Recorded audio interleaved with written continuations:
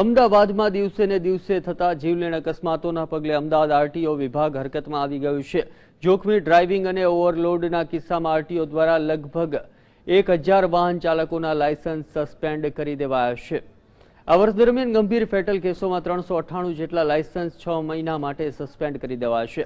વર્ષ દરમિયાન સરેરાશ 1000ની આસપાસ લાયસન્સ સસ્પેન્ડ કરવામાં આવે છે। જોકે હવે આરટીઓ વિભાગ ઓવરલોડેડ વ્હીકલ તથા જોખમી ડ્રાઇવિંગના કિસ્સામાં પણ મોટી સંખ્યામાં આરટીઓ ડિપાર્ટમેન્ટ લાયસન્સ સસ્પેન્ડ કરવા લાગી ગયું છે। ગંભીર ગુનામાં સંડોવાયા હોય અકસ્માતના સંદર્ભે વાત કરીએ તો અને એવા ગુના કે જેની અંદર મનુષ્યનો હત્યા થઈ હોય અથવા તો તેને એક્સિડન્ટમાં તેનું મૃત્યુ થયું હોય આવા કિસ્સામાં લાયસન્સ ઇમ્પાઉન્ડ થતા હોય છે।